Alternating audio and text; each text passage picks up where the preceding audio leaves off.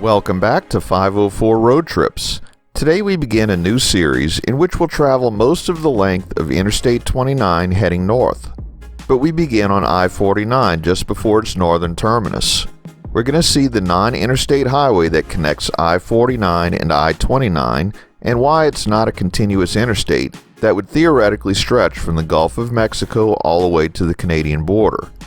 Interstate 29 was part of the original 1957 plan for the Interstate Highway system. The part that runs from Fargo, North Dakota to the Canadian border was planned to be designated as I-31. However, as the plan developed, by 1958, additional mileage was added that would run between Sioux Falls, South Dakota and Fargo.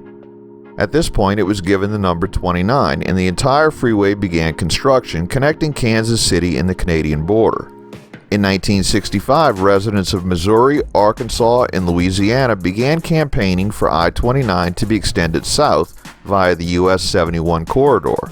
However, because the southern part of this route falls east of I-35 and the northern part is to the west, two separate numbers had to be assigned due to interstate highway naming conventions that north-south interstates would be numbered with odd numbers with low numbers in the west and high numbers in the east. But why don't I-49 and I-29 connect at Kansas City? Well, what we see here is that gap, officially called the Bruce R. Watkins Memorial Drive, which follows US 71 through the southern part of Kansas City. This 10.2-mile roadway was constructed between 1990 and 2001 and built mostly to interstate highway standards. The original plans for a freeway through this area predate the interstate highway system by 6 years.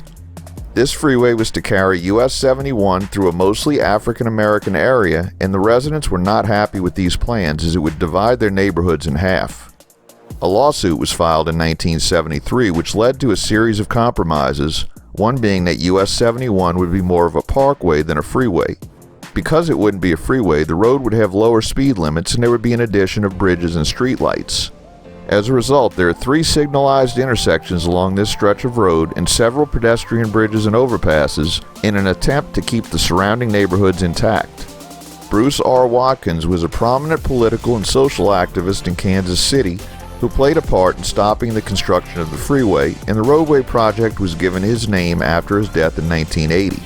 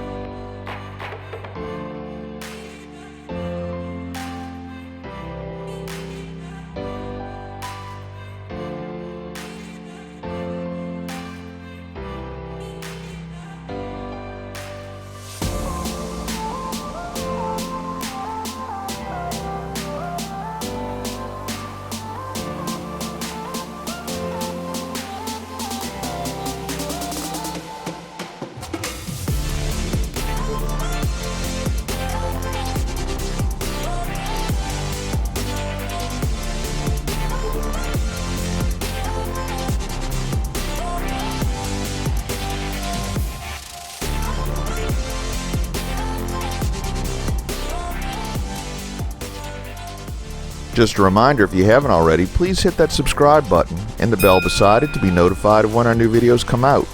And give us a thumbs up or hit the applause button if you enjoy our videos.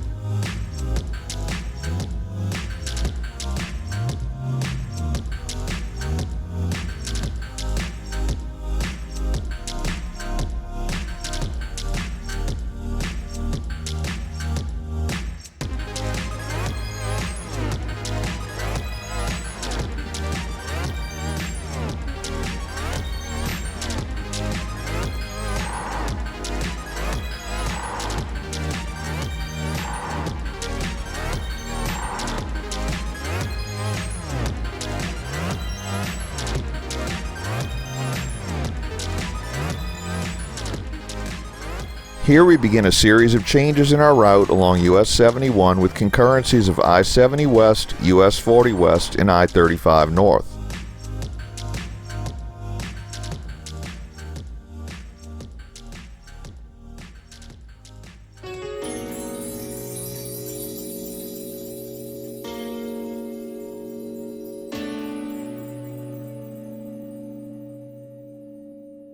I-29 officially begins at the Independence Avenue overpass, and we're still concurrent with US 71 and now I-35 North.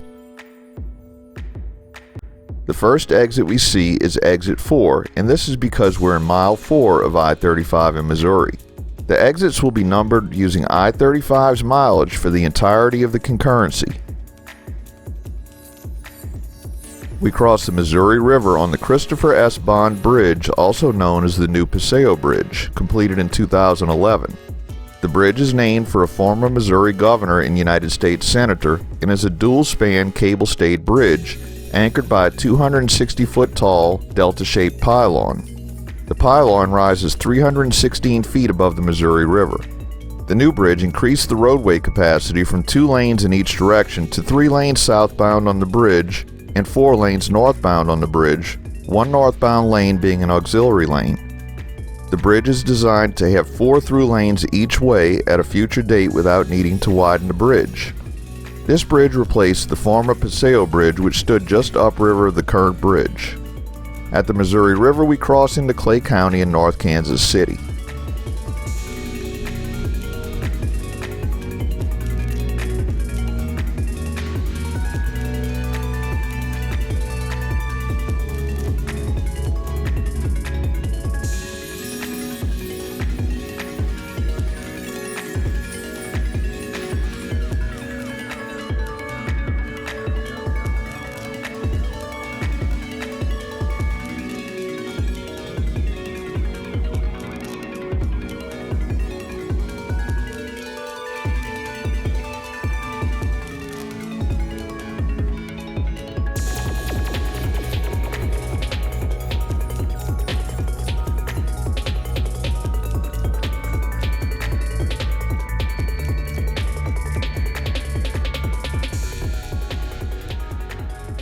Here, I-29 continues north via left-hand exit 8B, and I-35 heads north on its own path towards Des Moines, Iowa. I-29's control city from here is St. Joseph, as well as the KCI airport. Now that I-29 stands on its own, the exit numbers and mileposts start over at 0, ignoring the 4.6 miles of concurrency with I-35. Going forward in this series for the remainder of Missouri, we'll use the posted mileage as reference points rather than the actual mileage of the interstate.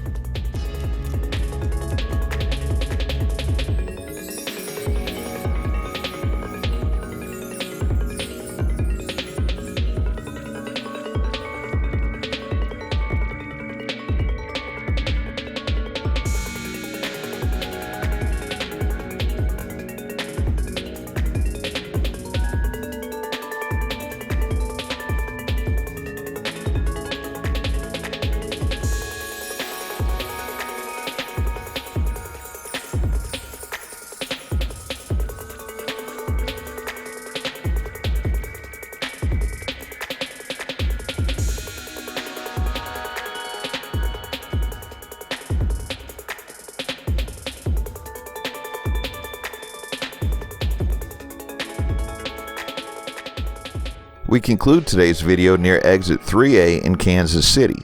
Thanks for watching. If you'd like to help support our channel, please check out our merchandise at 504roadtrips.spreadshirt.com.